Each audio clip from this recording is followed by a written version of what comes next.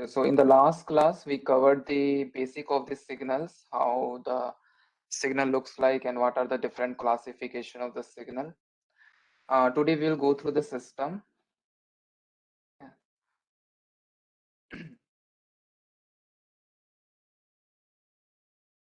Okay, so in the last class also we saw system is kind of a black box which operates on the signal, which we call it as an input signal, and give us some output signal. Okay, so this system is kind of some kind of electrical system which is composed of it may have the resistor, capacitor, inductor, some amplifier or attenuator. So all those things is a part of this system. So generally system is designed with the help of all those components. So all the electrical component we use to design the system that we desire. Okay. Now the based on the how the system works, there will be a lot of classification just like a signal. So first is a continuous time and discrete time system, memory and memoryless system, causal, non-causal, linear, non-linear, time variant, time invariant. So we'll go through them all of them one by one, and stable, unstable, feedback system, and LTI system. So out of this 8 different kind of classification, this causal system, linear system, time variant, and a stable system. This 4 category is very important, and this LTI system is a kind of part of the it's part of the it's a linear and a time invariant. Okay, so this LTI system is also called as a linear time invariant system. So once we finish this linear and time invariant system, it will be easy to understand what is the LTI system. So now let's go through them one by one. So first is the continuous time and discrete time system. So just like the continuous time signal and discrete time signal, this continuous time system operates only on the continuous time signal. Okay, so the input and the output of this continuous time system will be continuous time signal. So this xt and this yt are continuous time signal. Okay, so this xt and yt are continuous time signal. In the case of discrete time signal, the input xn and yn will be discrete time signal. So in this case, this xn and yn are discrete time signal.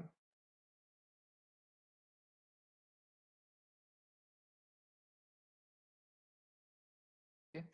So that is the difference between the continuous time system and discrete time system. Continuous time system operates on the continuous time signal and gives us the continuous time output. Discrete time system operates on the discrete time signal and give us the discrete time output. Let's go to the next classification. Next is the system with memory and memoryless.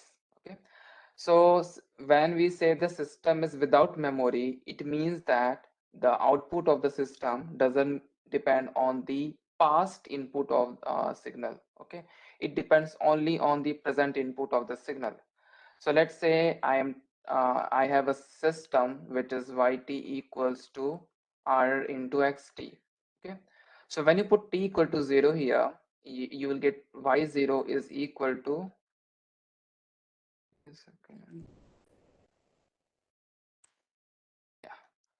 y0 is equal to r into x of 0. So you see at t equal to 0, output depends on input, which is also at t equal to 0. So here output only depends on the present value of the input. Okay, now if you put similarly t equal to 1, you will get y1 is equal to r into x of 1. Okay, so again for the present output depends only on the present input. Okay, now let's talk about the system with memory. So in this case, system will depend on past value of the input and sometime both past and present value. Okay, so present value is not necessary to be there. It may or may not be there, it doesn't matter. But the important thing is that the past value has to be there. So the output has to depend on the past value of the input. Okay. So let's see the example here. Let's say we have yt is equal to xt plus 2 into xt minus 1. Okay. So if you put t equal to 0, you'll get y0 is equal to x of 0 plus 2 into x of minus 1. Okay. Now if you see this system at t equal to 0, output depends on input which is at t equal to 0 as well as input which is at t equal to minus 1. So with respect to t equal to 0, t equal to minus 1 is a past value, right? So it means that in this case output depends on the past value of the input. Okay, so that's why we call it as a memory system. Similarly, if you see this second case also, in this case also, if you see yt is equal to xt minus 3, if you put t equal to 0, it will become y0 is equal to x of minus 3. So it means that output depends on the past value of the input, because t is equal to 0 is, let's say, present time, and t equal to minus 3 will be past time with respect to t equal to 0. Now, if you see this system, yt equal to minus infinity to t is the integration limit x tau d tau. So if you put y equal to 0 here, let's say y equal to 0, it will be equal to minus infinity to 1, because we have put t equal to 1, so the limit will become 1 x of tau d tau. Okay, sorry, 0, not 1, 0 here. So if you see this output, it depends on the input, all the input from minus infinity to 0. Okay, we need all the input from minus infinity to 0 to find out the output value at t equal to 0. It means that the output at t equal to 0 depends on a lot of past value. Okay, so because of that, you will say that this is a memory system. Okay. Similarly, if you see the last case, which is a discrete time system, this will be y, not x. Okay, so the yn is equal to summation k equal to minus infinity to n x of k. In this case, again, if you put, let's say, y equal to 0, you can put any other value also, y equal to 1, 2, 3, it doesn't matter, you'll get the same answer. So if you put n equal to 0, you'll get k equal to minus infinity to 0 x of k. Okay, so if you see at n equal to 0, to calculate the output, we need the input which is k equal to 0, k equal to minus 1, k equal to minus 2, k equal to minus 3, all the way till k equal to minus infinity. So to calculate the output at n equal to 0, we need the input from minus infinity till 0. And because of that, this is again a memory system. Okay. So in the case of memory and memoryless, the difference is that in the case of memoryless, system depends only on the present input. In the case of system with memory, the output depends on the past input. Present input may or may not be there, it doesn't matter. There has to be at least one term which represents the past value of the input. So in the case of system without memory, it depends only on the present input. In the case of system with memory, it depends on the past value of the input. Anyone has any doubt?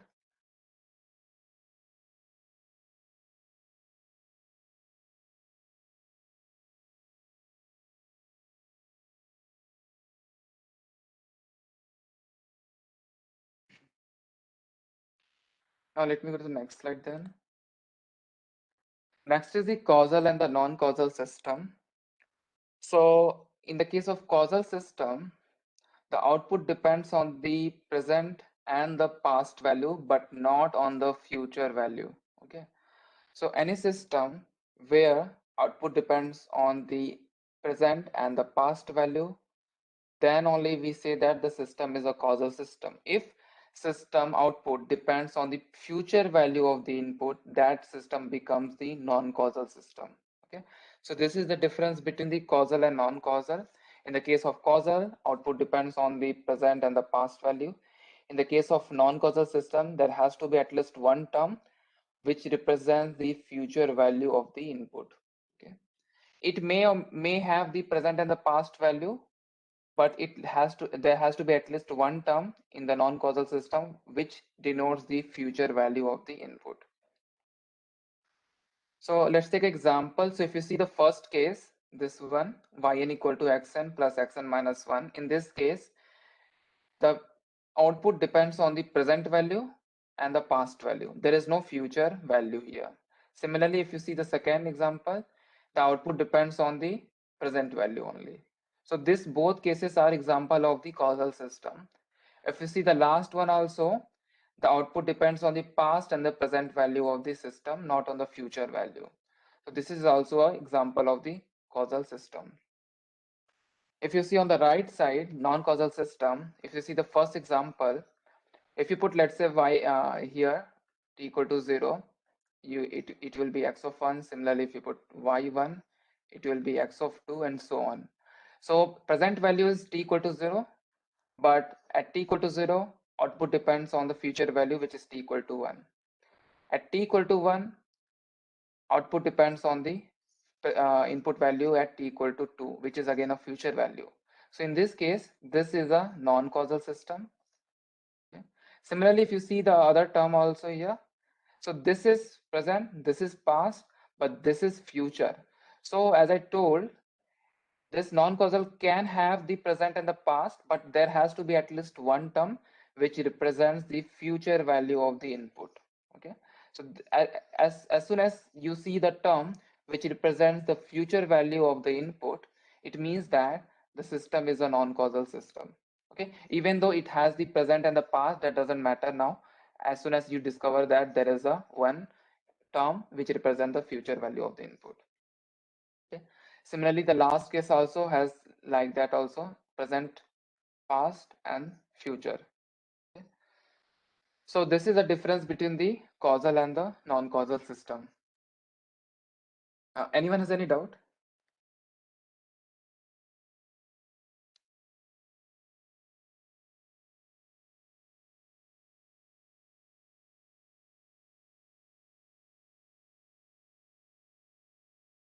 Let me go to the next slide then. Okay, this is very important category to classify the system, which is linear and non-linear system. So mathematically, we generally use the mathematic term to find out whether the system is linear or not. So I will describe how to do those mathematical calculation. So a linear system is a system which satisfies these two criteria, which we call it as a superposition and homogeneity. Okay.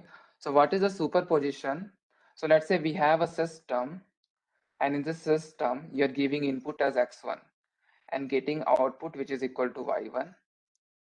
Then again in the same system, you're giving input as a x2. For this, you are getting output which is y2. Now in the same system, if you give input which is x1 plus x2, and if you are getting output which is y1 plus y2, then we say that the system is system is satisfying the superposition criteria. Okay, so how do we find out? First, apply the x1 input, see what you are getting. Let's say this is y1.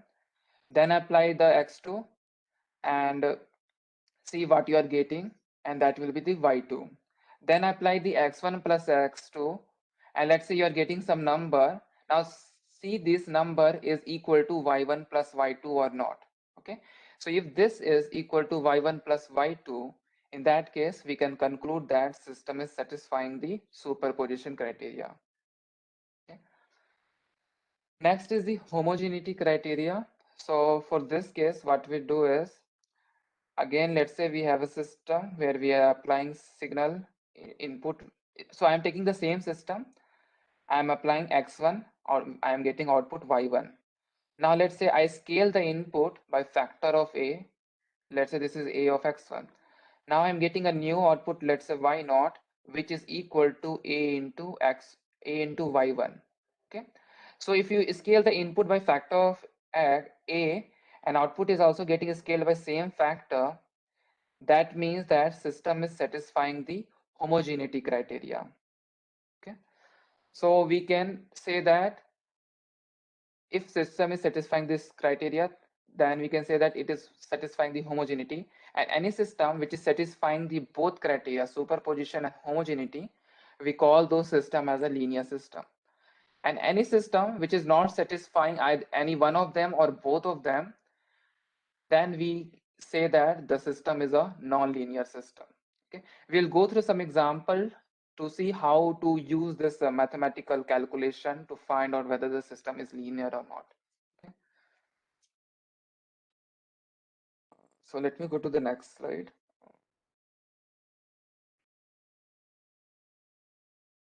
So let me take an example. Let's say yt is equal to kxt plus c. Okay, so this is the input output relationship of a system, and we want to find out whether the system is linear or not. Okay, so let's say I'm applying the input which is x1t. So when you apply the input x1t, output y1t will be equal to kx1t plus c. Okay, so if you have a system, its input is x1t, I am getting output which is equal to k into x1t plus c. Now if we have input x2t, for this I am getting output which is equal to k into x2t plus c. Okay, now in the same system, let's say I am applying the input which is x1t plus x2t. Okay, so what will be the output in this case? So this is the input. Okay, and in this equation, which is yt equal to kxt plus c, this xt is the input term and output is yt. Now, since input is x1t plus x2t, to find out what is the output, I need to just replace this input with this input. Okay, that will give me the output corresponding to this input. So output will be k into x1t plus x2t plus c. Okay, now if you see, let's say this is y1 and let's say this is y2, we need to find out whether this term is equal to y1 plus y2 or not. Okay, so let's calculate the y1 plus y2. So what will be the y1 plus y2? So that will be equal to k into x1t plus x2t plus c, and again there is a c. Okay, so k into x1t, k into x2t, c plus c. Okay, now if you see this term and the term that we calculated below, they are not same. Here we have only one c, here we are getting 2c. Okay, it means that these two terms are not equal, and because of that we can conclude that the system is not satisfying the superposition theorem.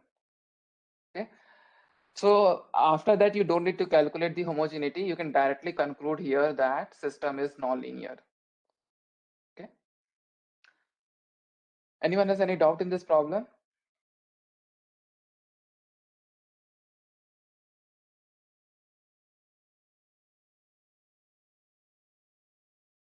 Okay, now let's take another example which is there on the left. So let's say this is the input output relationship given for a particular system, and for this particular system I need to find out whether the system is linear or not. So again I have to first apply the superposition theorem and see whether it is satisfying the superposition or not, and then see the homogeneity and whether it's satisfying the homogeneity criteria or not. So let's say first I'm applying the input x1t.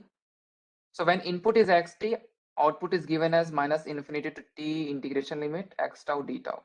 So when our input is x1t, I just need to replace this x tau with x1 tau t, and rest of the thing will be same. When the input is x2t, my output will be equal to this. Okay, I just need to replace this input with x2. Now when input is x1 plus x2t, the output will be given as, just replace this x tau with x1t plus x2t, because now this is the input.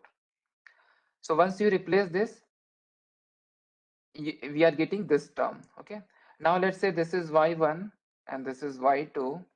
Now if you see this one, this y1 and y2, and if you see this term, this is essentially the first term is y1 and second term is y2. Correct? So because of that, we can say that this is satisfying the superposition criteria. Okay, so this integration you can break it and write it individually like this and like this. So the first term is essentially the y1t, a second term is y2t. Okay, so this system is satisfying the superposition criteria. Now let's check about the homogeneity. So to find out whether it's satisfying the homogeneity or not, again, we will apply the signal with input x1t, and for that I am getting this as output, which is y1t. Now let me scale this input by factor of a, which is a into x1t, and see what is the output. So let's replace this x tau with a into x1 tau, and I will get the output corresponding to this input. Now you can take this a outside because this is a constant, and this will be the output. Now if you see this, this integration is actually the y1. Okay, so you can write this as a into y1. So when you scale the input by factor of a, your output is also getting scaled by factor of a. So you can say that the system is satisfying the homogeneity criteria also. So this system, this yt equal to integration of xt from minus infinity to t, is actually the linear system. Okay, this is linear system. So this is linear system, and the right side we saw this system is a non-linear system. Anyone has any doubt here?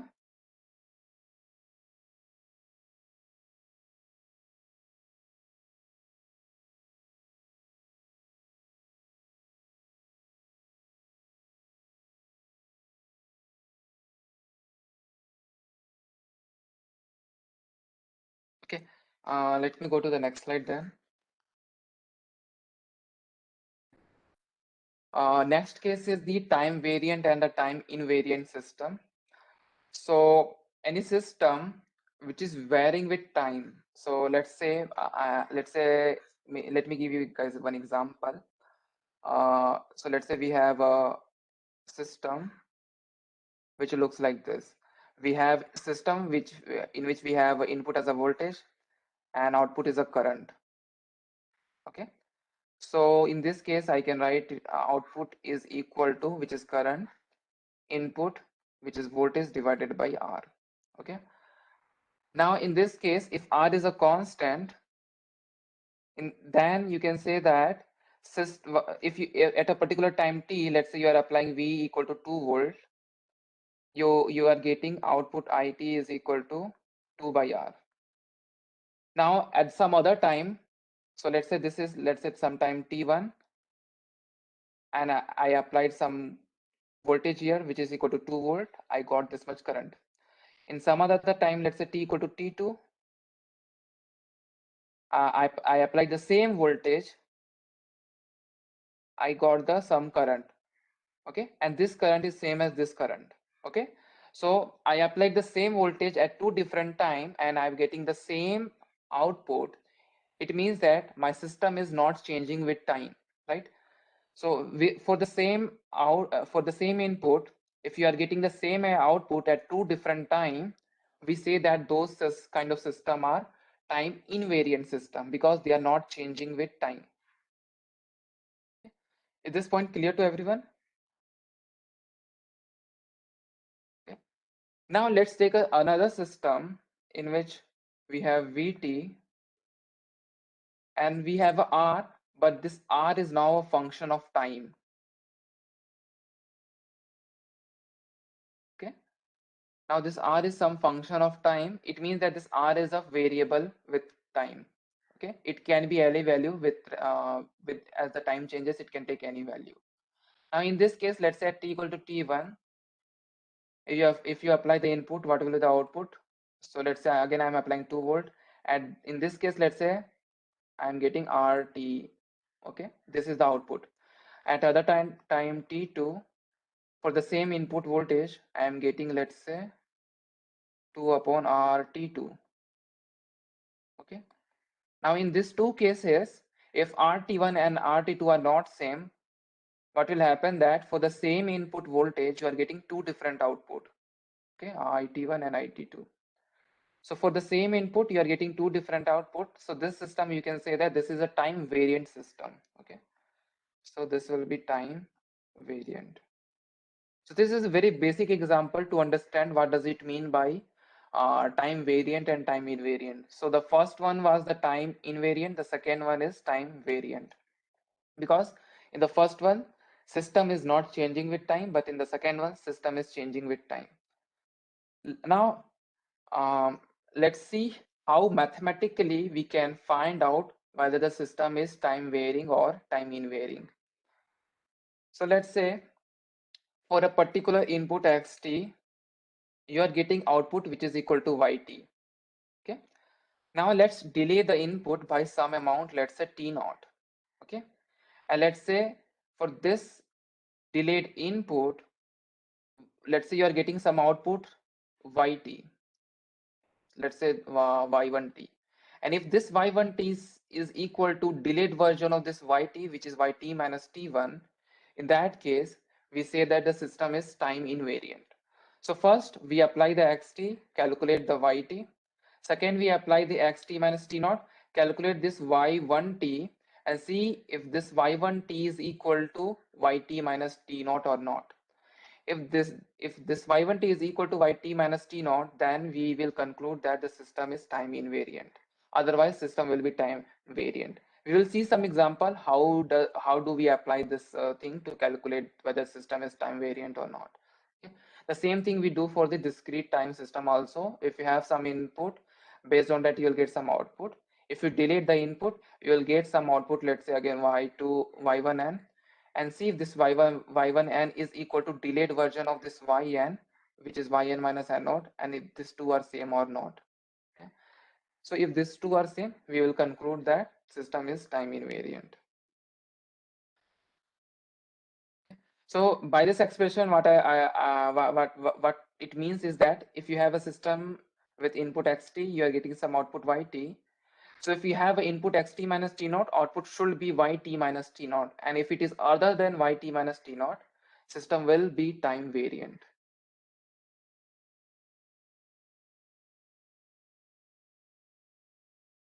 Anyone has any doubt?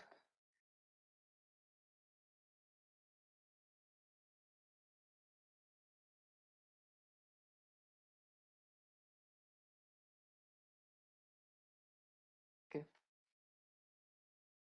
Let me go to the next slide then.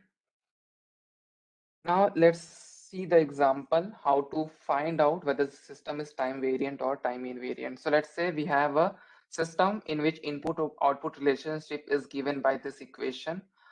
Output is equal to r to the power n x of n, where x of n is the input and yn is the output and r is some constant and n is time here. Okay. So first step, apply the input, calculate the output. Okay, so we know that for input xn, output will be r to the power n xn. Now let's delay the input. Okay, so for this delayed input, what will be the output? So just replace this input with new input, which is x n minus n naught. So output will be this. Okay, now let's calculate yn minus n naught. So we know what this is yn here.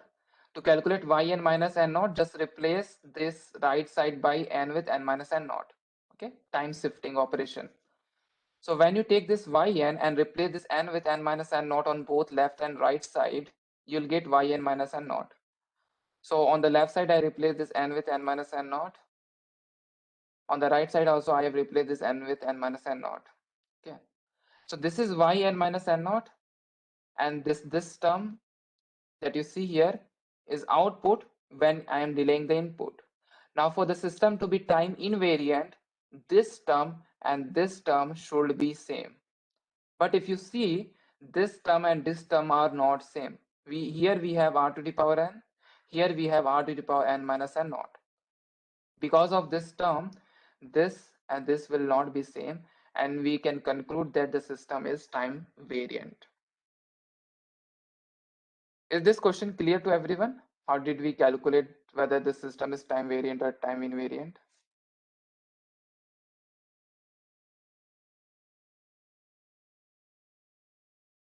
Yeah, let me describe it again.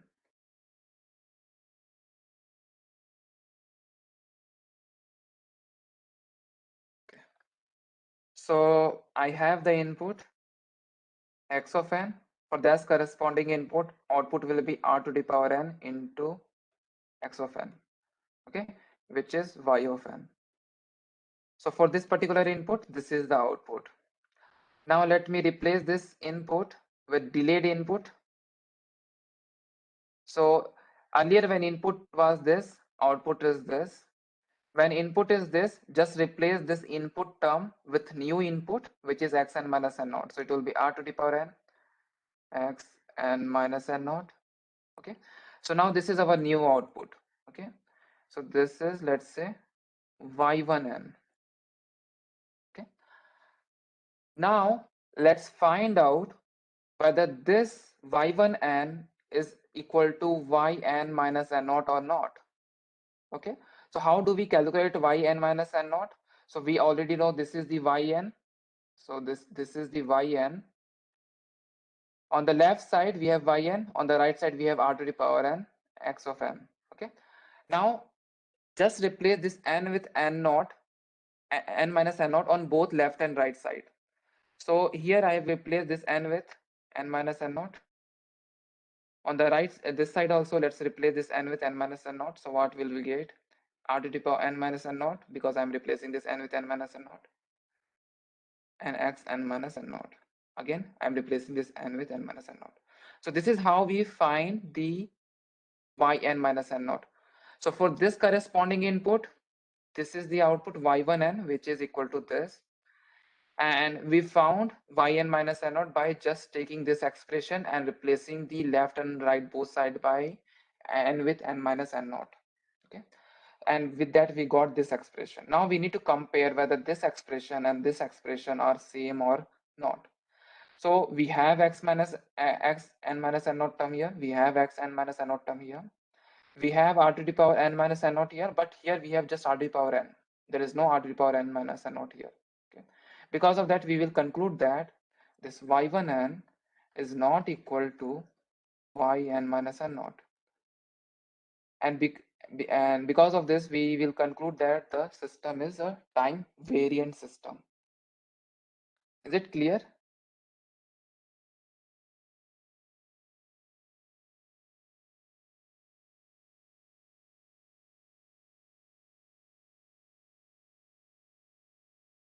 Yeah.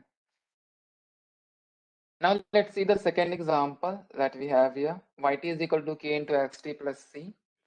In this case, again, what we will do first, we will apply the input xt. This is the output, okay, which is equal to yt. Now just delete the input. For delayed input, what will be the output? Just replace this input with this new input, which is xt minus t naught. Okay. Now this is, let's call it as a y1t. Now we need to find out yt minus t naught. To find out, what we will do, we will take this expression, or you can take this expression, they are same, and replace this t with t minus t naught on both left and right side. Okay. And see what is the expression. So I replace this left side with t with t minus t naught. On the right side also I will replace t with t minus t naught. So wherever you see just t, just replace that t with t minus t naught. So we have just one t on the right side, that is here. I am just replacing it with t minus t naught. Now if you compare this expression with this expression, they are same. Here we have k x t minus t naught plus c. Here also we have k x t minus t naught plus c. And because of that, we can conclude that system is time invariant. Okay. Anyone has any doubt?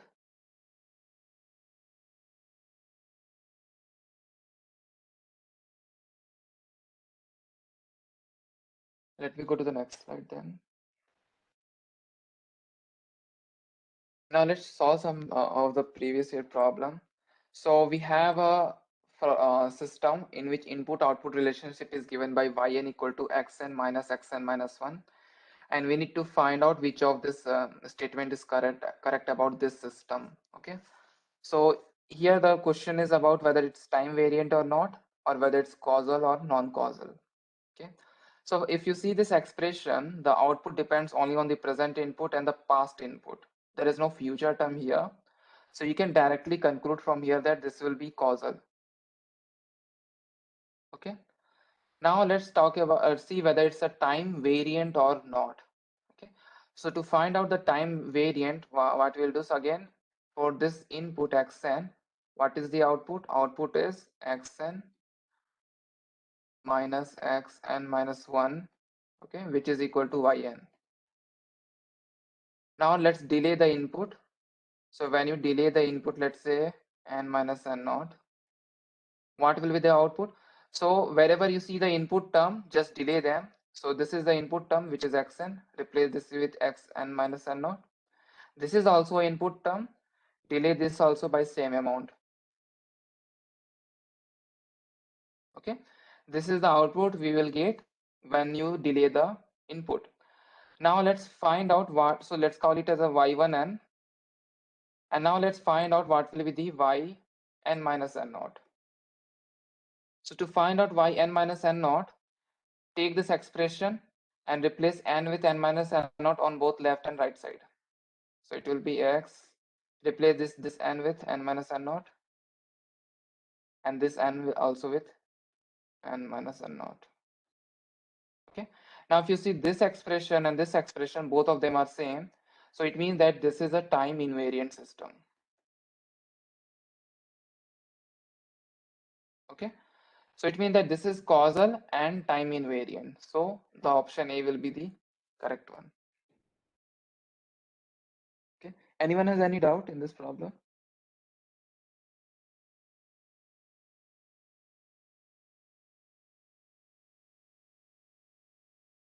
Yeah, let me go to the next. Okay. So here, let's say we have a system A, and input output relationship is given as yt equal to t into xt plus 4. And we have another system B, which is a discrete time system. And in this case, output and input relationship is given by yn equal to x square n. And with respect to time variant and time invariant, we need to find out whether A and B are time variant or time invariant. Okay. So again, we have to apply the same concept here. So the first problem is, so first system A is yt equal to txt plus 4. T into xt plus 4. Again, we will start with this. So for input xt, output is given as t into xt plus 4. So for input xt minus t naught, what will be the output? So just replace this input with this input. So output will be equal to t into x t minus t naught plus 4. Okay, let's call it as a y1t. Now let's find out yt minus t naught. So this is yt. Replace left and right side t with t minus t naught. So it will become yt minus t naught equal to t minus t naught x t minus t naught plus 4. Okay. So we replace both left and right side t with t minus t naught, and we got this term. Now let's compare this with this. They are not same. Okay, they are not same. So because of that, you can conclude that the system A is time variant. Okay, so this is time variant system. Why they are not equal? Because 4 is there, xt minus t naught, xt minus t naught, but here we have just t, here we have t minus t naught, and because of that, this is time variant. Okay. Now let's take the second example, second part of this question, so that is yn equal to x square n. Okay, so for input x of n, output is x square n, which is equal to y of n. Now for input x n minus n naught, what will be the output? Just replace this input with this input, so it will become x square n minus n naught. Okay, now let's call it as a y1n, and let's find out what is the n minus n naught. So to find out n minus n naught, take this expression, replace n with n minus n naught on both left and right side. So left side I have replaced n with n minus n naught. On the right side, when you replace, you'll get this term. So this y1n and yn minus n naught both are same, right? X square n minus n naught. Here also x square n minus n naught. So because of that, we can say that the system is time invariant. Okay. So this is time invariant. Okay. So the first system A is time variant and system B is time invariant. So the B option will be the correct one. Anyone has any doubt?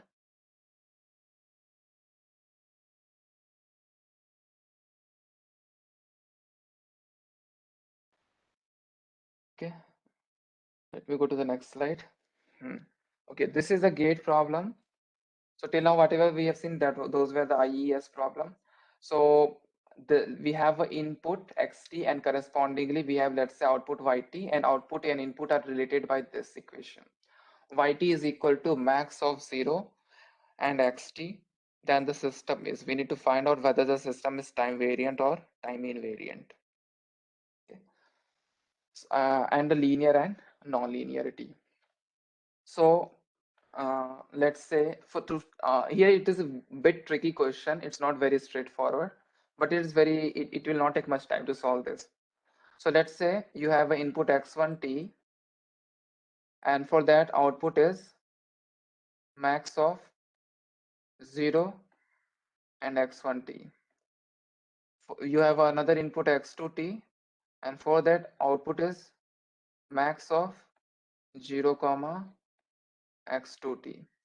And for input x1 plus x2t, you have output which is equal to max of 0 comma x1t plus x2t. Okay. Here, if you see this input x1t can be both positive as well as negative number. It can be anything. Okay. And the system has to be linear for all the possible value of the input. There should not be like a range of input for which it is linear. It has to satisfy this linearity property for all the way from minus infinity to infinity. Okay. Now let's take a different scenario. Let's assume that x1t and x2t both are positive, and see what we see the conclusion with that. So let's say x1t is 1, x2t is, let's say, 2. So if input is 1, output will be max of 0 comma 1, and when input is 2, output will be max of 0 comma 2. So max of 0 comma 1 will be 1, and max of 0 comma 2 will be 2. Okay. Now let's do this. X1 plus x2 to x1 plus x2 will be 1 plus 2. Now this is the input. What will be the output? Output will be max of 0 comma 1 plus 2, which is equal to max of 0 comma 3, which is equal to 3. Okay. So this is our y, this is y1, and this is y2. Sorry, y1 and y2. So you see this y is y1 plus y2, correct? Because this is 1, this is 2, 1 plus 2 will be 3. So it looks like this is satisfying the superposition theorem. But let's check some other scenario also where we change the sign of the input. Okay. So let's say my this x1t is positive but x2t is negative. Okay. In that case, what happens? So let's say x1t is 3, x2t is minus 4. Okay. In that case, what is the answer? So when input is 3, what will be the output? Max of 0 comma 3. Okay. Which is equal to 3. When input is minus 4, output will be max of 0 comma minus 4, which will be equal to 0, right? Because minus 4 is less than 0. So max of 0 comma minus 4 will be 0. Now let's apply x1 plus x2, which is 3 minus 4, which is equal to minus 1. So input is now minus 1. So what will be the output? Max of 0 comma minus 1, and that will be equal to 0. Okay, now if you see this output is not equal to summation of this y1 plus y2. Okay, so that's where the trick is. You need to check this system for all this positive and the negative value of this input xt and see if it is failing for any of those. Okay, so here it has failed here, and since it is failing here, we will conclude that the system is non-linear here. Okay, anyone has any doubt in linearity?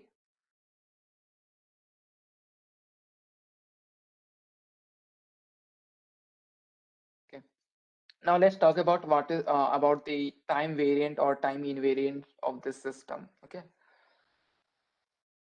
so in this case, if input is xt,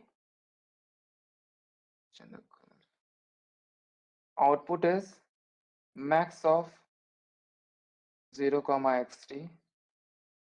When input is xt minus t naught, what will be the output? Max of 0 comma xt minus t naught, right? When input is this, output is this. When you replace this xt with xt minus t naught, you will replace this xt with xt minus t naught here. Let's say this is y1t. Okay, now let's calculate what will be the yt minus t naught. Okay, so this is yt. We need to find out what is yt minus t naught. So again, on the both left and right side, you will replace this t with t minus t naught. So it will come out to be max of 0 comma xt minus t naught.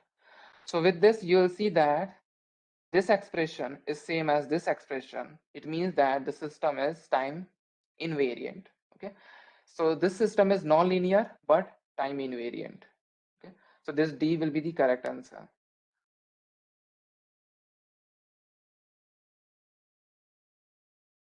Anyone has any doubt? Okay.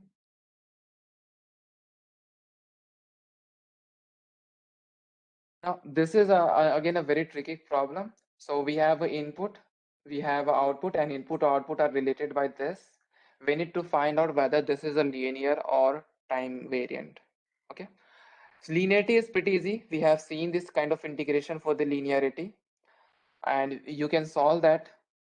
And when you solve this, you will find that this is linear system. Okay, now let's see the time variant. That's where the trick is here. So if your input is x of t, your output yt is equal to t minus capital T x of u du. Okay, when your input is, let's say, x of t minus t naught, where t naught is some number, output will be equal to t minus capital T. Input will get delayed. Okay, this will be the output.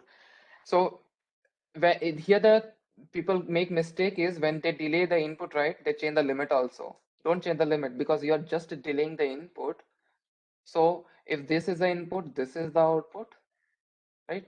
When you change the input here, just change the input here. Don't change the limit. Okay. So when we change the input, this is the new output. Let's call it as a y1t. Now let's find out whether this output is equal to yt minus t naught or not. So what will be the yt minus t naught? Take this expression, replace both left and right side t with t minus t naught. So left side will be yt minus t naught. On the right side, wherever you see t, just replace them t with t minus t naught.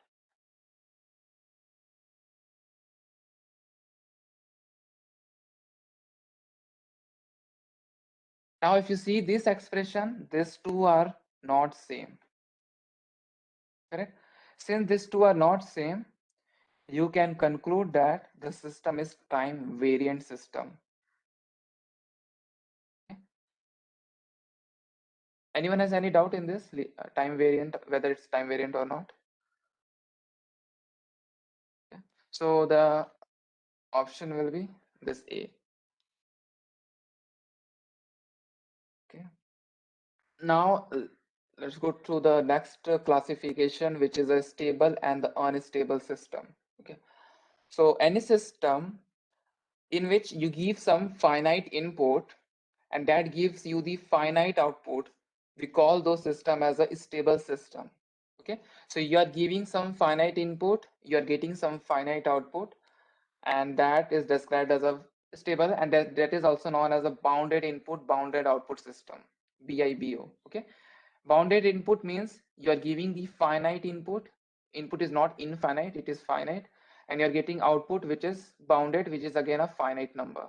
Okay, unstable system are those system where you are giving the finite input but it is resulting in infinite output.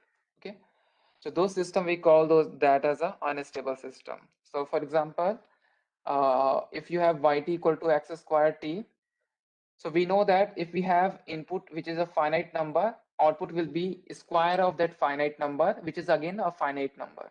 Okay, so because of that, this system is a stable system.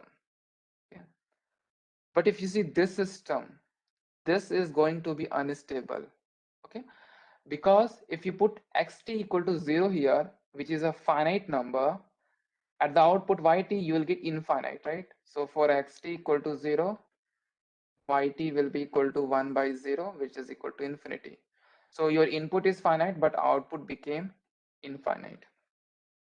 For rest of the input, like let's say 1 2 3 and so on, you'll get some finite number, but here we have one finite input which is xt equal to 0. For that we are getting infinite, and because of that we are concluding that system is unstable. Anyone has any doubt?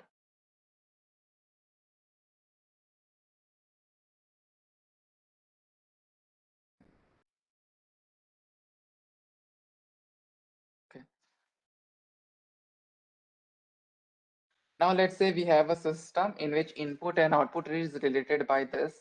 So this is the output, which is equal to summation of all this input. Okay, j equal to minus infinity to m x of j. We need to find out whether the system is linear and stable or not. Okay, so again, to find out the linearity, we will just use that delay concept. So if our input is let's say x of m, sorry, x of n, output will be given as,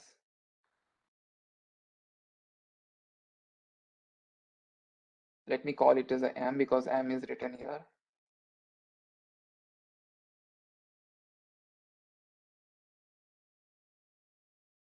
x of j.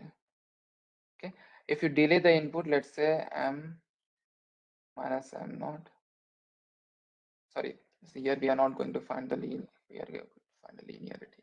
So if input is x1m, output will be x1j summation.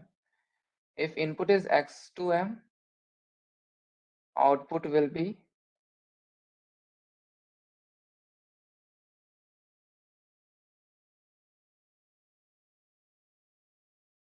x2j. Now if you add the input,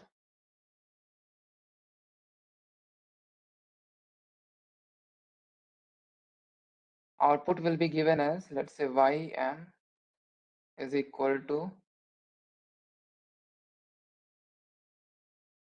now replace this input with new input, which is x1m plus x2m.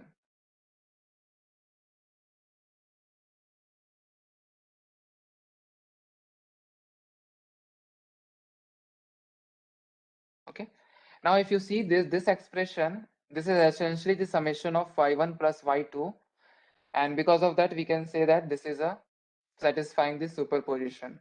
Okay, now to check the homogeneity, I have one result already here. What I will do, I will just scale the input and see whether output is scaling or not. So if input is x1m, output is summation over j equal to minus infinity to m x1j. Now if your input is a into x1m, where a is a constant, so I will scale the input by factor of a. What will be the new output? So output will be, just replace this input with this input. Okay, so this is the older input, new input is a into x1m, so it will be a into x1 j. Okay, since a is a constant, you can take it out of the summation sign, so it will become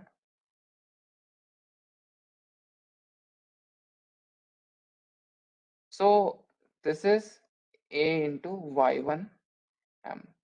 So here when you scale the input by factor of a, output also got scaled by factor of a.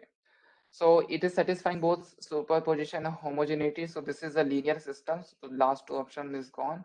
Now we need to find out whether it is a stable or not. Okay. Now whenever you see this kind of summation system or integration system, they are not stable. So let me tell you why. So let's say we are giving an input like this. So input is something like this. So this is a discrete time. So input will be discrete, and input is always 1 all the way from minus infinity till m, which is this m here. Let's say input is always 1. So since 1 is a finite number, we can say that input is a finite, right? So this is finite input we are giving, and for system to be stable, output should also be finite. Okay. Now to calculate the output at y equal at n equal to this m time ym, this output is simply the summation of all the input from minus infinity till m. Okay, summation of all this input from minus infinity till m, and if you do the summation of all this input, which is this value from minus infinity to m, so you'll be adding this 1 1 1 plus 1 plus 1 so on till this point m, you'll get infinity. Why? Because you have infinite number of them, right? It is going all the way from m minus 1 m minus 2 0 minus 1 minus 2 till minus infinity. So there are infinite of them. When you add all of them, it will turn out to be infinity. So even though your input was bounded, which is equal to 1 here, your output is unbounded, okay, which gave us the infinity, and because of that the system is unstable system. Okay, so it is a linear but unstable.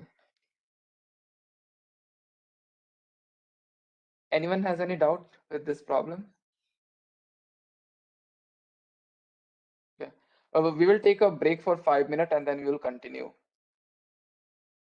2 minutes.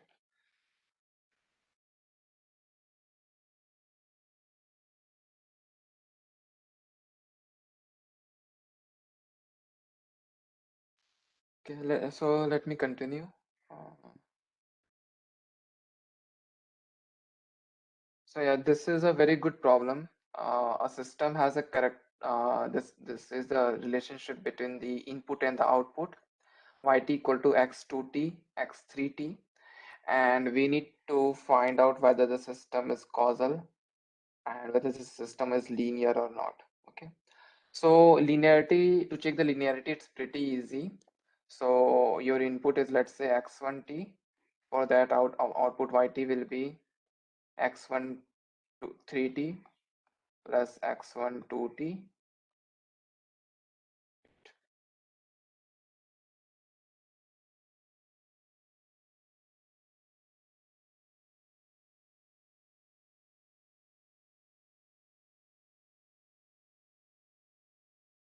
So x1 2t plus x1 3t, and for input x2t, output will be x2 2t plus x2 3t, and for input x1t plus x2t, output will be, just replace this input with this input xt with x1 plus x2, so it will be x1 2t plus x2 2t, then again x1 3t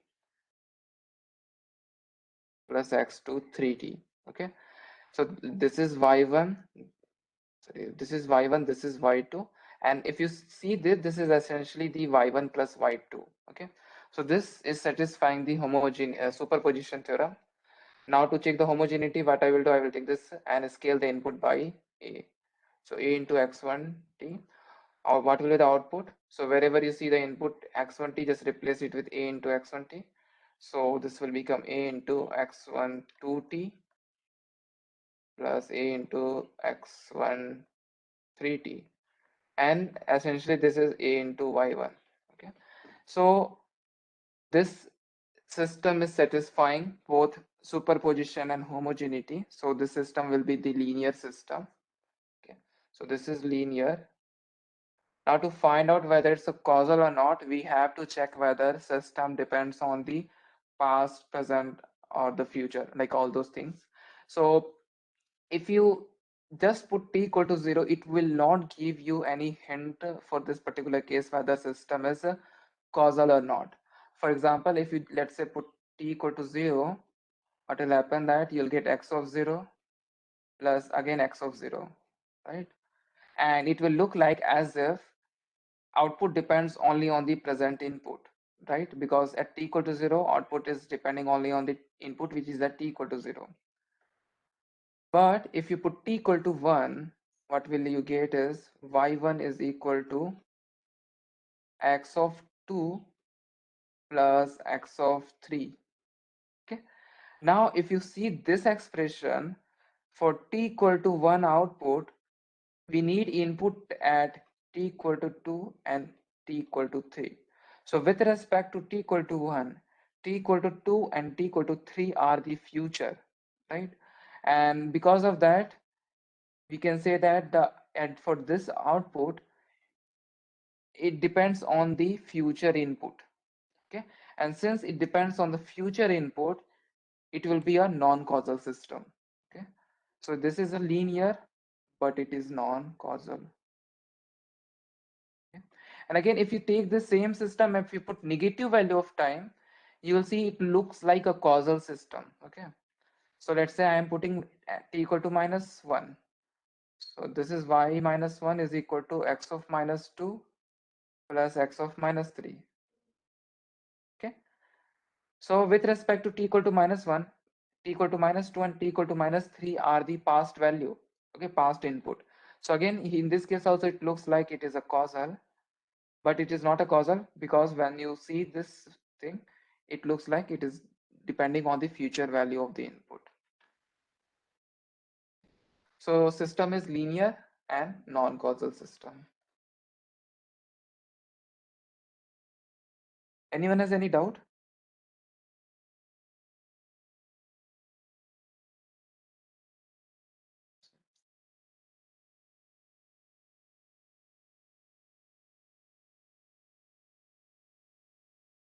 Okay, this one we'll attempt later. Okay, now let's come to the LTI system.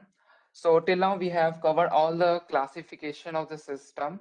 Out of those classification, we are going to pick two of them, which is linear and the time invariant, and that give us the linear time invariant system. Okay, so any system which is satisfying the linearity criteria as well as the time invariant criteria, those system we call it as a LTI system. Okay, and this LTI system is very important for signal system because from here onwards, whatever the system that we are going to see, all of them is going to be linear time invariant system. Okay, none of them will have a system which is either non-linear or the time variant. Okay, all of them will be linear time invariant system. Now for the linear time invariant system, there is an important term called impulse response. Okay, so what is the impulse response? So if you have a system, okay, and if you apply the input as an impulse, whatever the output that you get because of this impulse input, that output we call it as an impulse response. As the name also suggests that it is an impulse response of the system. So when you apply the input, the response of the system is called as a uh, impulse response. So in this case, input is impulse, output will be impulse response, and generally it is denoted by h of t. For discrete time, it will be something like this. So you apply the discrete impulse, which is delta n, and output will be h of n. Okay. So this impulse response is very important in characterizing the LTI system. Okay. Now, once you know the impulse response of the system, which is h of t, you can calculate the output of the system with the help of the given input and the impulse response. Okay, so there is a relationship between this.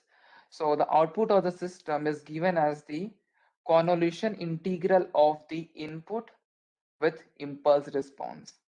Okay, so if you have any LTI system, the output of the LTI system can be written as convolution of the input with impulse response. So this we call it as a convolution integral. This you can also write it as a minus infinity to infinity h of tau x of t minus tau d tau. Okay, so this term are kind of interchangeable. This x can become xt minus tau, and this ht minus tau become h of tau. Okay, so this is what we call it as a convolution. Okay, so this is a convolution integral. With the help of this convolution integral, we can find out the output of the system for given input and if impulse response is given. Okay. Generally, it is denoted by x of t star h of t. You will see in the a lot of question and all. This is the denotation of this. Now, similarly for the discrete time, instead of integral, we have the summation here. So this integral will become summation here, and this we call it as a convolution sum. Okay, this is convolution integral. This is convolution sum, and again here summation is from k equal to minus infinity to infinity x of k h of n minus k. Okay, so this formula that we that I just talked about, you should use this formula only for the LTI system. If the system is not the LTI system, you should not use this convolution sum or convolution integral formula. Okay, so this is only for the system which is the LTI system. For non-LTI system, you should not use this convolution integral or the convolution sum formula.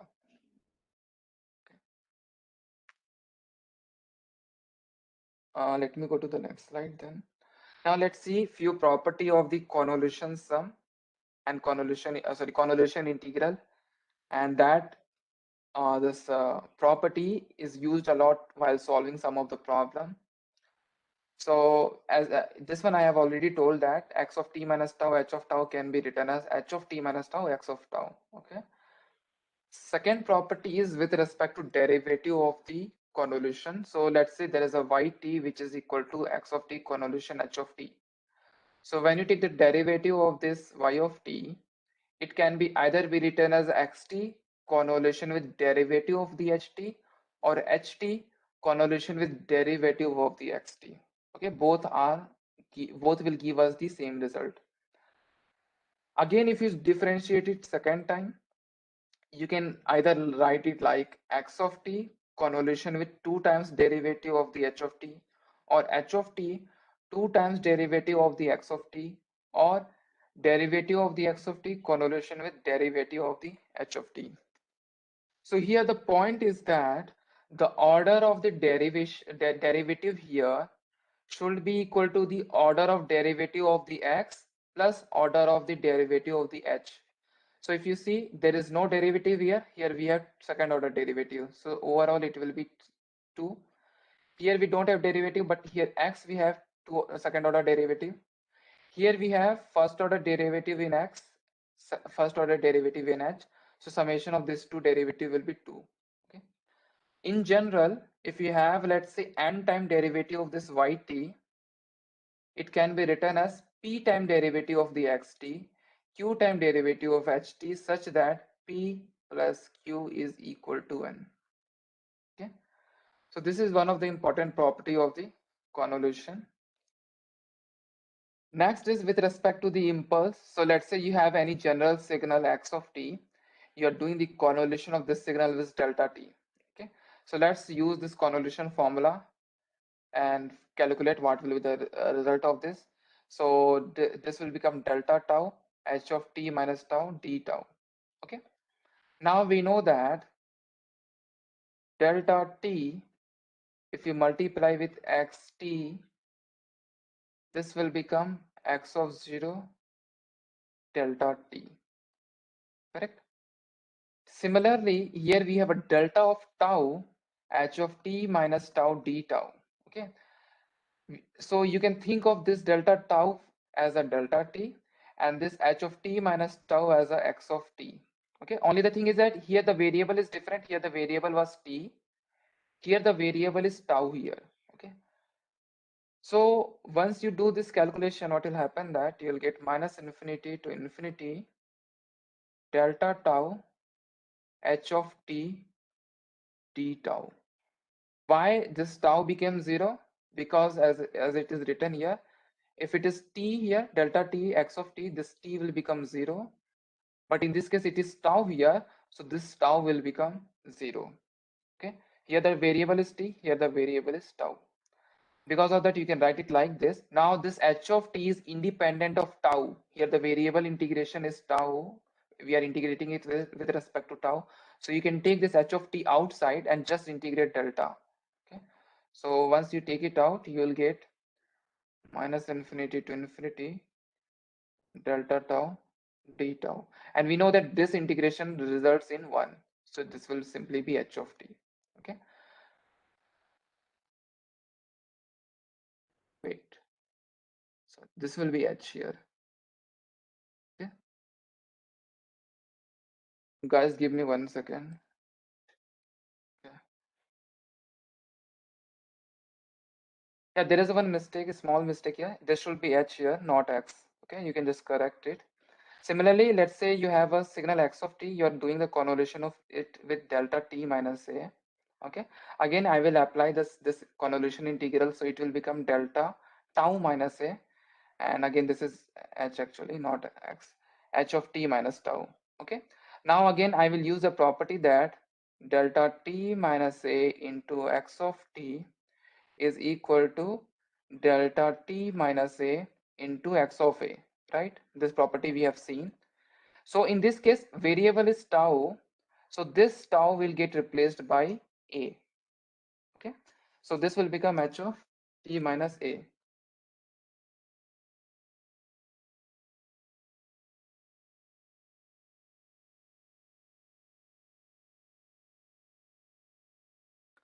Anyone has any doubt till this point?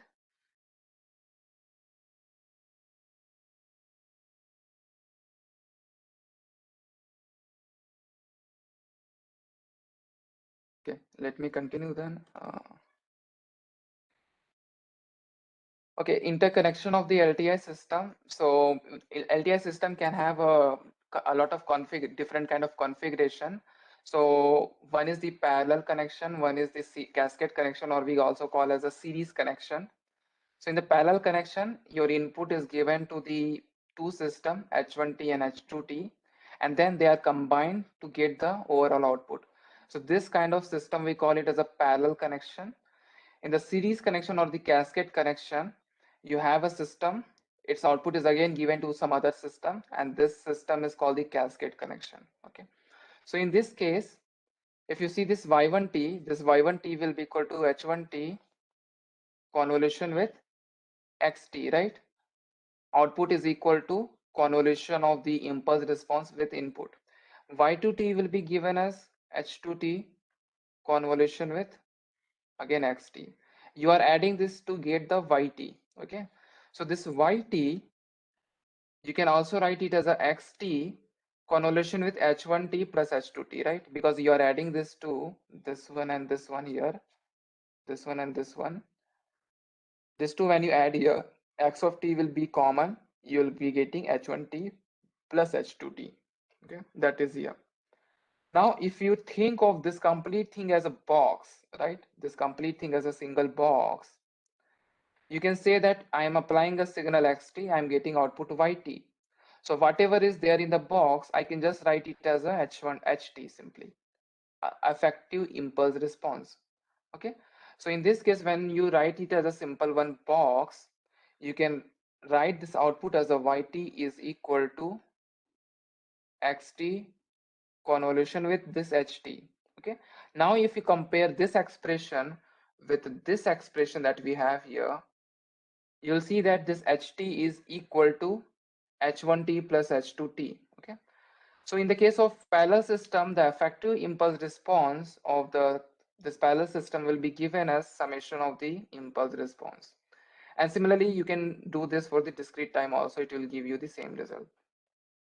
In the case of cascade, you have this ZT, which is intermediate signal. This ZT, you can write it as a xt convolution with h1t. And this ZT is acting as an input to the second system, which is h2t. So this yt, you can write it as a h2t convolution with ZT, where ZT is input of the system. Now we also know that ZT is also equal to this. So you can replace this and you can write the output yt is equal to h2t convolution with ZT. You can replace with this, which is xt convolution with h1t. Okay. And again, you can think of this complete thing as a single box. Okay. If this complete thing is a single box, let's write it as ht. Okay. Now in that case, again, output will be given as yt equal to xt convolution with ht. Now again, if you compare this expression with this expression, you'll find that ht is equal to h2t convolution with h1t. So in the case of cascade system, the effective impulse response is the convolution of the individual impulse response. In the case of parallel system, effective impulse response is the summation of the impulse response.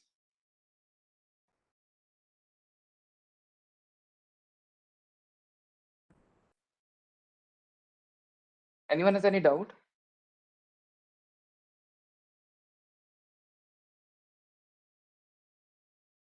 Okay, let me go to the next slide then.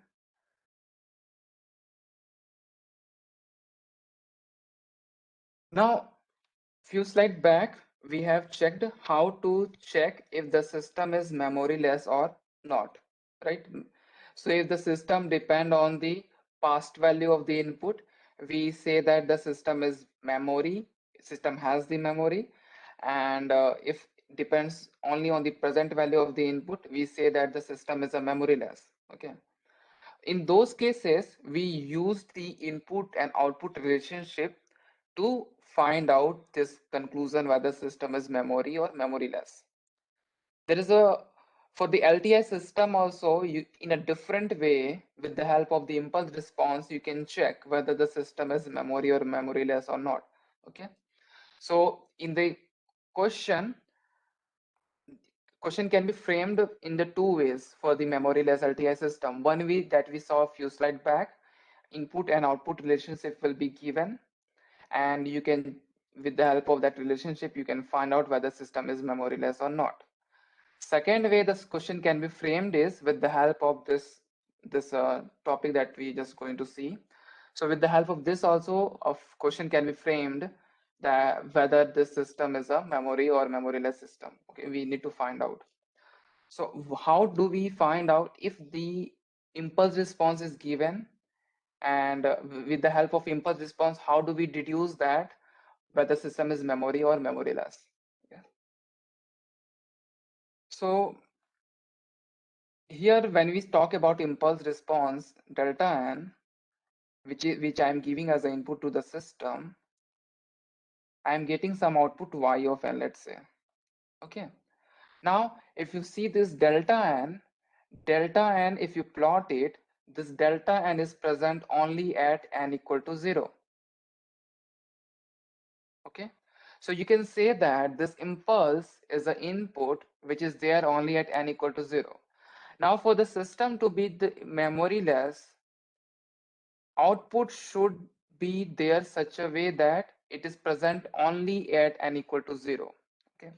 So if my input is this, okay, output should also be present at the same time instance, right? That is what we call it as a memoryless.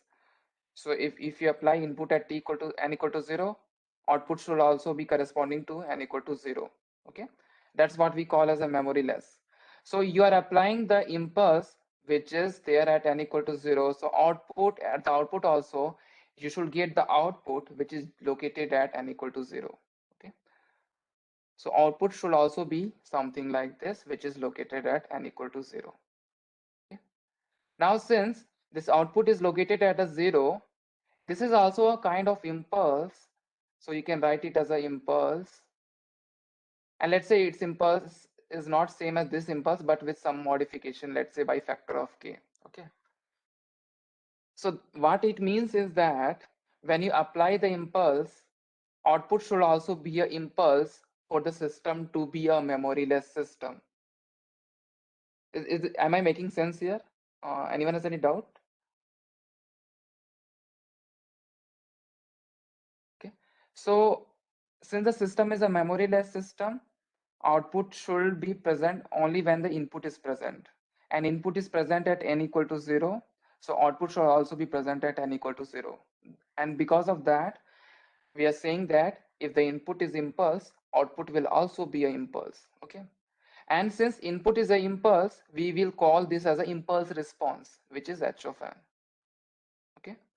So if the impulse response is given and which is in the form of this, we will call the system as a memoryless system. Okay. So if this impulse response itself is an impulse with some modification factor k, we can conclude that system is memoryless. If it is other than this impulse, some other function, we will call that as a memory system. Okay. Similarly, for the continuous time also, if impulse response should be something like this. Okay. If impulse response is other than this, the system will be memory system. Okay.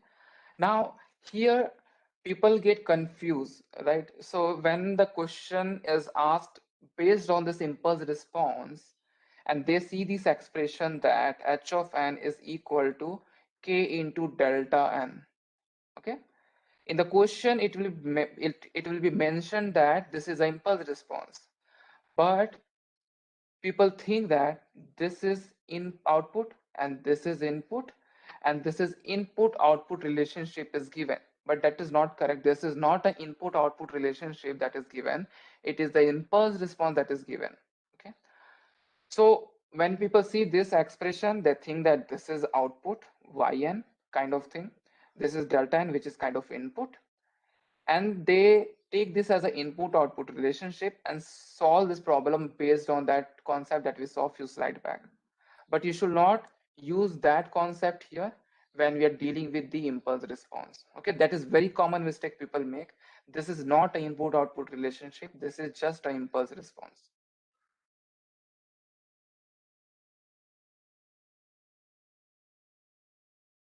Anyone has any doubt?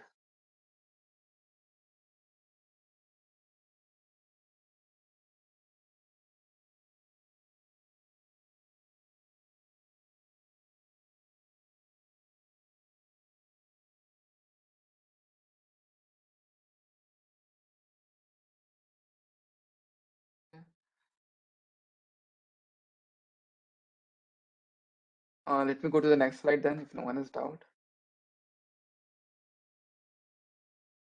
Okay, let me elaborate it slightly more.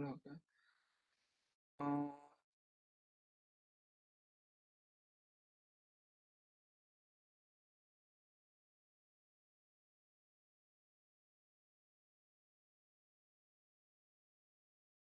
Okay.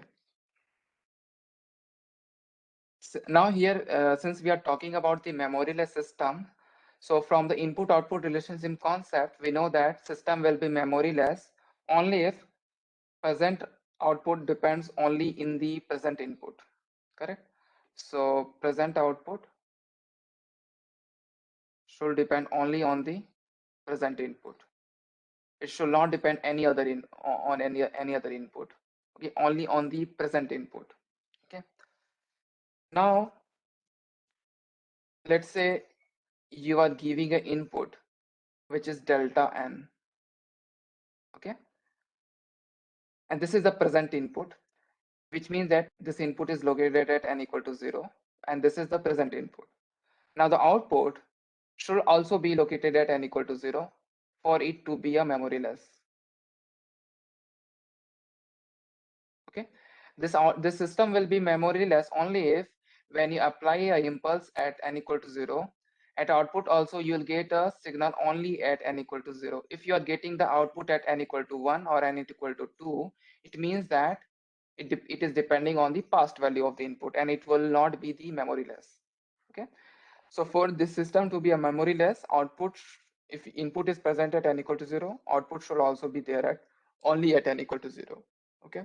Now, since the output is only at n equal to 0, if you plot this, this is how it is going to look like. Okay. This is the y of n, only located at n equal to 0. For rest of the value of n, it should be 0, because this is a memoryless system. Now, if you see this graph, it looks like as if this is an impulse, discrete time impulse, right?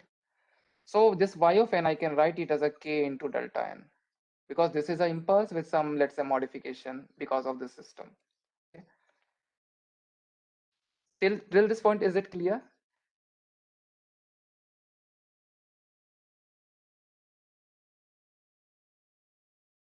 Okay. Now, this output we are getting as a response of the impulse. Okay, so because of that, I am calling that this is an impulse response, because input is an impulse, and because of that, whatever the output that we will get, that will be the impulse response. So you can write this also as h of n. Okay, so h of n will be equal to k into delta n. Okay, so any system whose impulse response is itself is an impulse, we call those system as a memoryless.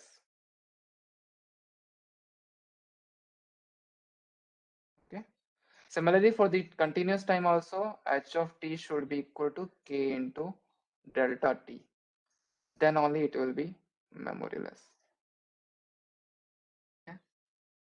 Now, anyone has any doubt in this?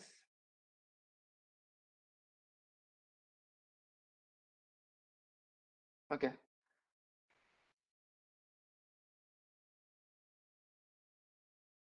Now let me go to the next slide then. Okay. Next is the causal LTI system. So last slide we discussed about the memoryless LTI system. Let's talk about the causal LTI system. Okay. Again, what we will do, we will take a system and apply a impulse. So this is the impulse, which is again located at t equal to 0. And this impulse I am applying to a system. I am trying to find out what is the output. And let's assume that this system is a causal system.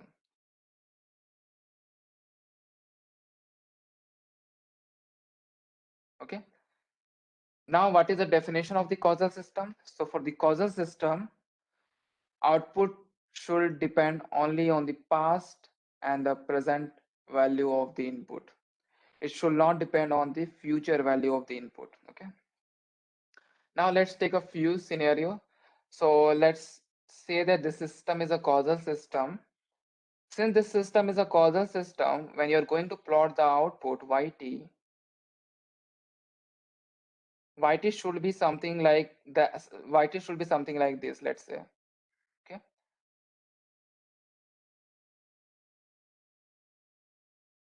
There should not be any component of yt falling before t equal to 0.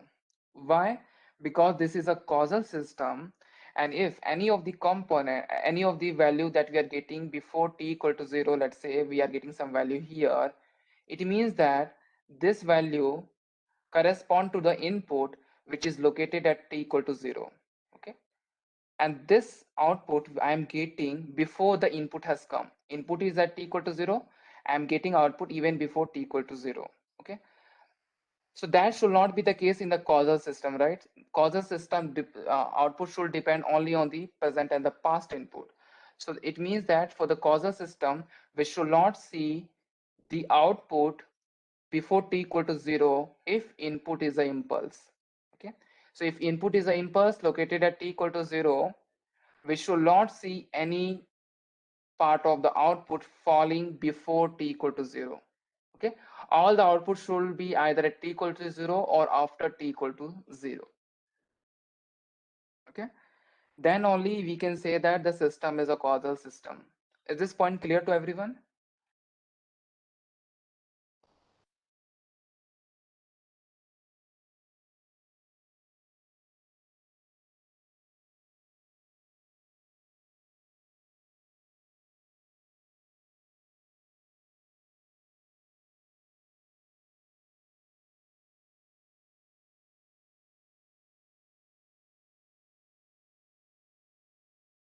No, not before the x-axis, before the y-axis. Negative value of time. Yeah, negative value of the time, there should not be any yt.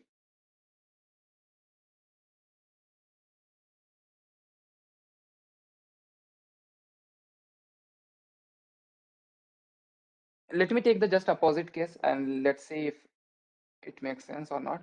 So let's say I'm giving the input here at t equal to 0, which is the impulse to the system, and I'm getting output like this. Let's say yt is equal to something like this I'm getting. Okay. So this is the output, this is the input. My input is located at t equal to 0 and output is like this, t equal to 0. Let's say this is some value and this is some value here. Okay. You see, input is at t equal to 0, but output is coming even before t equal to 0. So let's say I am talking about this point. Let's say this is t equal to -1. So I'm getting output at t equal to -1 as a response to the input which is located at t equal to 0.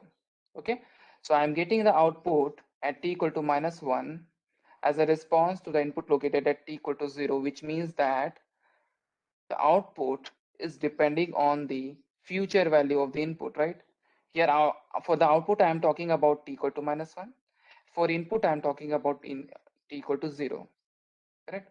With respect to t equal to 0, t equal to -1 is a past value, or with respect to -1, this t equal to 0 is a future value. So for this output, I am depending on the future input, and that means that this will be a non-causal. Is this correct? Everyone understood this point?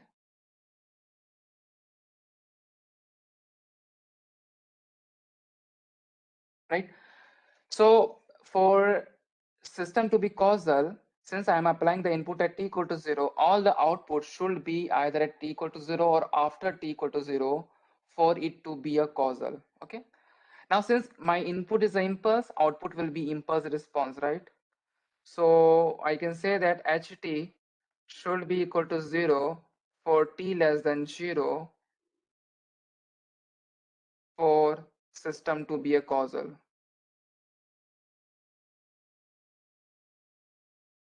A causal system. Okay. If you get some value for t less than 0, just like I described here, if you get any value for t less than 0 as a response to the impulse, it means that the system is a non-causal system. So any system which is satisfying this criteria, we will call those system as a causal system. Otherwise, it will be a non-causal system. Similarly, for the discrete time also, Hn will be.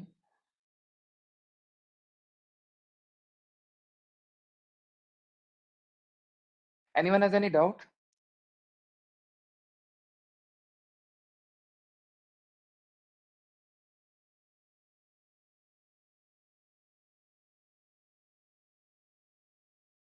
Okay. Now let me go to the next point, and that is about the stability of the system. So here we will use the bounded input, bounded output concept to arrive at the criteria on the h of t or h of n, which is the impulse response, to see what should be the condition on that. Okay. So we know that for the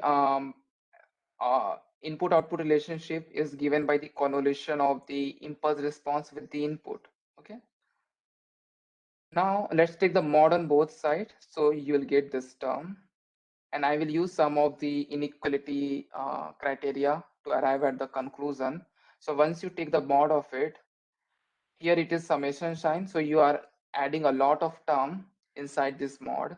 But if you add them individually and take the mod and add them individually, it will be greater than equal to if you add all of them and then take the mod. So if you go from this point to this point, you can write it like this: y of n less than equal to, instead of taking mod on outside, you take the mod on inside. So we moved from this form to now this form. Okay. Now from this to this, I'm using this inequality where if you take the mod of multiplication of two term, it should be less than or equal to this. Okay. So now I have arrived at this point. Now if you see this expression, we have impulse response mod, we have the input mod. We know that to check the bounded input, bounded output case, input will be definitely a bounded signal. Okay, so it means that this V is a bounded number, some, let's say some value M. Okay, now for the output to be a bounded, it will depend on what is the HK we have here. Okay, because this is already bounded.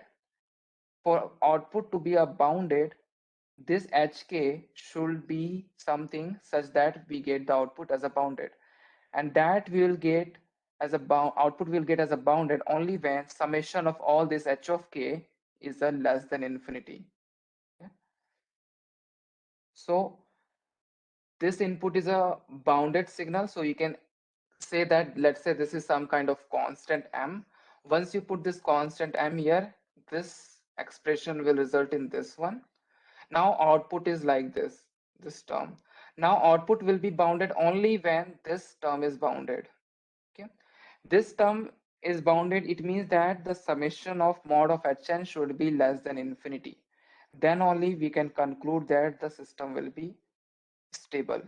Okay, so to check the stability of the system, if the impulse response is given, just take the mod of summation of this impulse response, and if it is less than infinity, it will be the bounded stable system.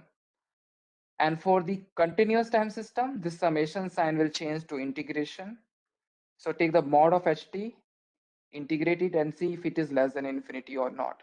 Okay, so this is how we calculate the whether system is stable or not based on the impulse response. Okay, so if you have the LTI system and its impulse response is given based on the available impulse response information, you can check whether system is stable or not, you can check whether system is causal or not, and you can check whether system is memory or memoryless. Anyone has any doubt?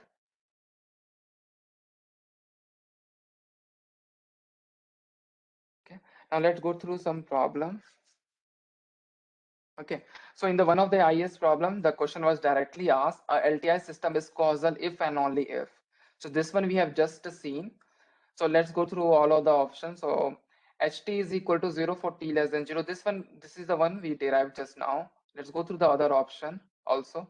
So HT is finite for t equal to 0 till t equal to infinity. It doesn't say anything about the t less than 0. So it should not be the correct. Ht is finite for t less than 0. This is also wrong because for t less than 0 should be 0. Ht is non-zero for all t. This is also incorrect because for t less than 0 it should be 0. Okay. So this question was asked directly based on the impulse response criteria that we just derived. Now this is the again very good problem. A discrete time LTI system is represented by impulse response h of n given by this.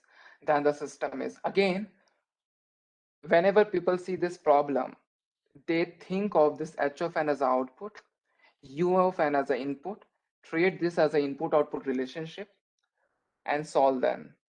And that might give you the wrong answer because this is not an input output relationship. It is just the impulse response of the system. Okay, so impulse response of the system is given here, and we need to find out whether the system is stable or causal or unstable or non-causal. So this is the thing. Now when you plot this, h of n is equal to 1 by 2 to the power n un. Okay, so let me first plot the un. Okay. So when you plot the un, it is equal to 1 for n equal to 0, 1, 2, 3 till infinity.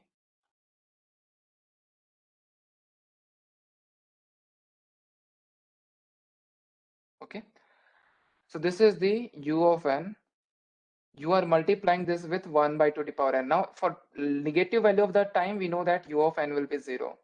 So when you multiply this with 1 by 2 to the power n, for the negative time, we will definitely get 0 because u of n is 0. Now for the positive time, you'll get something like this.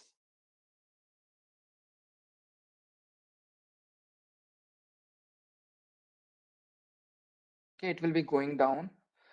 So for example, when you put n equal to 0, you'll get 1. When you put n equal to 1, you'll get 0.5. When you put n equal to 2, you'll get 1 by 4, 1 by 16, and so on. It will continue. It will be going down. Okay. So this is how the hn, sorry, 1 by 2 to the power n into un looks like, which is also a hn. Okay. Now, if you see this h of n, in this h of n, there is no part of h of n which is falling on the negative time. Okay. Now, what was the criteria for the causalities of the system? H of n should be equal to 0 for n less than 0. And it is indeed satisfying this criteria. Okay. That means that the system is a causal system. Okay. Now, to check the stability, we need to see whether summation of h of n equal to minus infinity to infinity is less than infinity or not. Okay. Now, when you do this summation, you can do it from n equal to 0 to infinity, because from minus infinity till minus 1, h of n is 0. Okay. So I can write it like this: n equal to 0 to infinity. And in this duration, h of n is given as 1 by 2 to the power n. I have not written un here because already I am writing it from n equal to 0 to infinity. Okay. For n equal to 0 to infinity, un is always 1. Now you can solve it with the help of geometric progression formula. It is essentially a GP.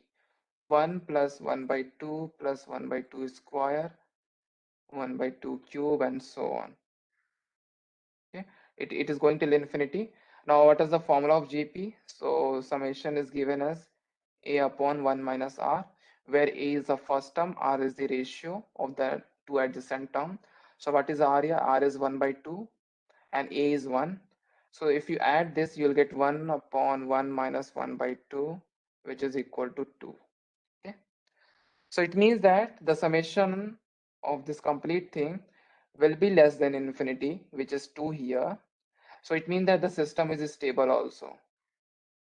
Okay. So the system is causal as well as stable. Okay. Anyone has any doubt?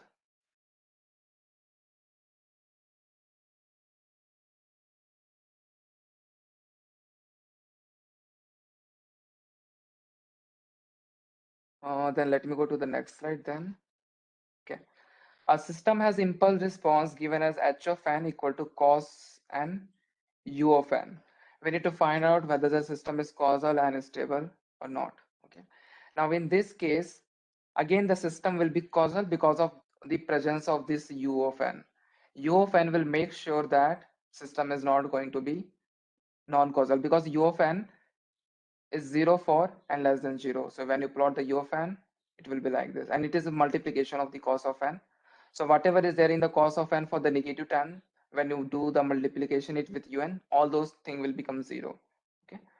So this is the u of n going till infinity. So this will be the causal system. Now let's see whether system is stable or not. Okay. So for that we need to do the summation n equal to, again I am doing it from 0 to infinity because there is a multiplication by u of n. Be careful, there is a mod here. If you remove the mod, you might not get the same answer. We need to find out whether this thing is less than infinity or not. Okay. Now if you see this, it will be like cos of 0 plus cos of 1 plus cos of 2, and it will continue cos of 3 and so on. It is not following any kind of geometric progression or AP progression.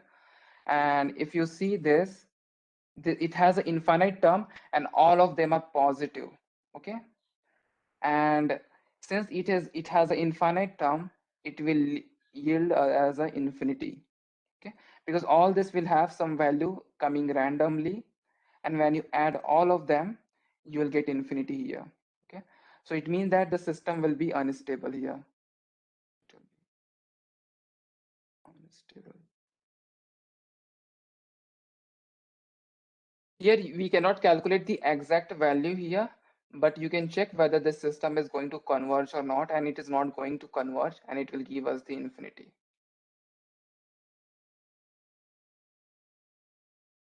Anyone has any doubt?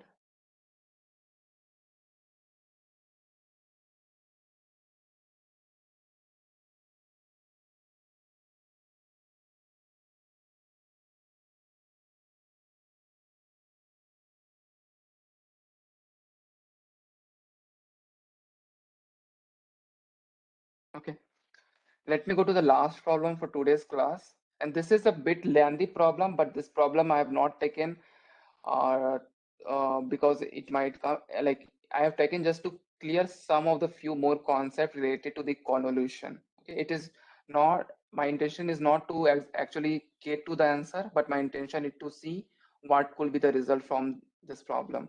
Okay, so we have the uh, uh, two signal, which is x of t, which is given as ut minus 1 ut minus 3, and we have another signal which is h of t, which is ut and ut minus 2, and we need to find out what will be the convolution of this two signal. Okay, so one way to find the convolution is through the Laplace transform that we are going into the that we will see in the future class.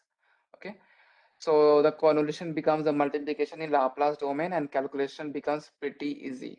Okay, but here there is one more way you can calculate it in the time domain also. It will be a bit lengthier than the Laplace. Okay, so let me solve this. So first signal is xt, which is ut minus 1 ut minus 3. So when you plot this, it is a rectangular pulse with height 1 1 2 3. Okay, next signal is h of t. Again it is a rectangular signal pulse ranging from t equal to 0 to t equal to 2. Okay? Again height is 1. Okay, now we need to find out what is the convolution of xt with h of t. Now what I'm going to do is I will use the differential property here and then convolution of the impulse property. Okay, so this signal is ut minus 1 minus ut minus 3, and this signal is ut minus ut minus 2. Okay, so this is h of t, this is x of t. Okay, now let's calculate what it will be the dxt by dt. So this will be delta t minus 1, because when you take the derivative of the unit step you get the unit impulse. Okay, when you take the derivative of this h of t, this is h of t, you will get, wait, sorry, this is not h of t, this is u of t. So when you take the derivative of this h of t, you'll get delta t minus delta t minus 2. Okay, now this is y of t. I can write this y, when you take the 2 times derivative of this y of t, you can write it like this: dxt by dt convolution with dht by dt. Okay, so here when you do the differentiation 2 times on the left side, you can do one time differentiation of xt convolution with one time differentiation of ht. This one we have seen in the one of the property of the convolution. Okay, now let's find out the convolution of this two signal. Okay, this will be pretty easy to calculate. We need to find out the convolution of dxt by dt with dht by dt. Okay, now I'm going to use one property that we saw in few slides back, that delta t minus a convolution with x of t will give us the x of t minus a. Okay, this is the property that I'm going to use. So what is the delta dxt by dt? This is this one. So let's put it here. Delta t minus 1 minus delta t minus 3 convolution with dht by dt. Okay. Now when you do the convolution of this delta t minus 1 with this dht by dt, when I use this property, what I will get is d by dt of ht minus 1. You can think of this dht by dt as a x of t. This delta t minus a is as our this delta t minus 1. So it means that a is equal to 1 here. So shifting value is 1. Okay. So this two term will give us this one. And for the second term, which is delta t minus 3 convolution with delta d by dt of h of t, this will give us the d by dt of h minus 3. Okay. Now we already know what is this dht by dt. We can calculate this one. So what will be the dh t minus 1 by dt? Just replace this t with t minus 1 on left and right side both. So you'll get delta t minus 1 minus delta t minus 3 minus, for this one, replace t with t minus 3. So you'll get delta t minus 3 minus delta t minus 5. Okay, everything is clear till this point. Okay, now let's see delta t minus 1. This and this you can add, you will get 2 delta t minus 3, and this one you can write it as a plus delta t minus 5, and this is equal to d 2 time differentiation of this. Okay, now let's integrate both sides by t with respect to t once. So when you integrate it, this 2 time differentiation will become 1 time differentiation. And when you integrate on the right side, we know that when you integrate that impulse, it becomes a unit step.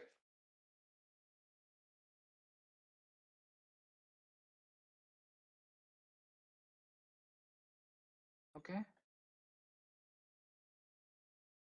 and then again let's integrate once more.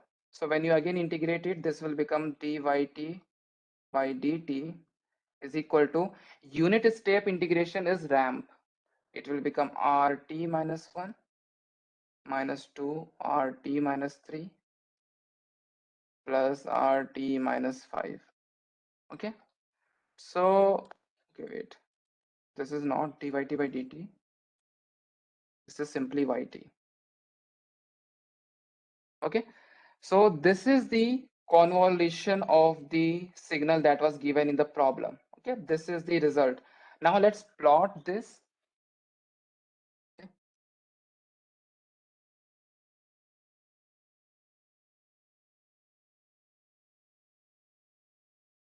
So when you plot this, first term you have is the ramp at a start. So this is so when you plot the RT, it looks like this with slope 1, and it just ramp up with slope equal to 1. Okay, but it is RT minus 1. It means that it will start at t equal to 1 and it will ramp up. Now at t equal to 3, we have another ramp, but here we have minus 2 sign. So what will happen that when you add this, it will go down like this. Okay, and then again t equal to 5, we have another ramp which has positive sign, so that will cancel this ramp and then it will become 0. Okay,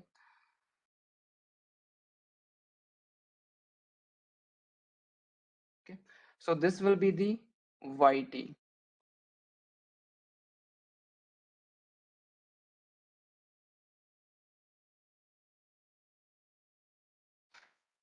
Now if you see this yt, there is some interesting property with respect to this xt and ht. First thing is that whenever you do the convolution of any two signal, the starting point of the resultant convolution signal will be starting point of this signal plus starting point of this signal.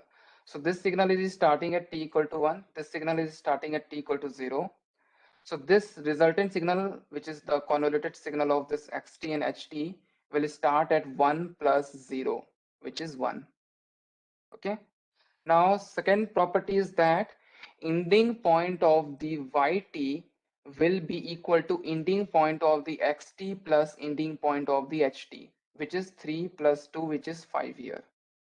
Okay, so these two are the important property of the convolution, that the starting point will be equal to the starting point of the xt and starting point of the ht summation, and ending point of the yt will be ending point of the xt plus ending point of the ht. Okay, and that also means that the width of the resultant convoluted signal will be equal to width of the xt plus width of the ht. So width of this xt is 2 here, you see, 1 to 3. Okay, it is going from 1 to 3. This is going from 1 to 0, sorry, 0 to 2 here, 0 to 2. Its width is also 2. If you see the width of this signal, this is going from 1 to 5. It means it is 4. So the width of this signal is summation, this width plus this width, that is 4. So sometime question is based on this property only. What will be the starting and ending point of the convolution? What will be the width of the signal, and so on. Okay. So these two are the important property of the convolution. Anyone has any doubt?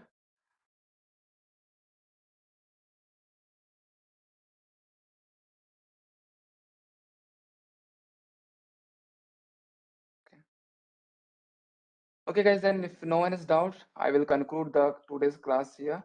So till now we have finished the both basic of the signal as well as the system. In the next class, I will start with the Fourier series. Okay, that will be our next topic.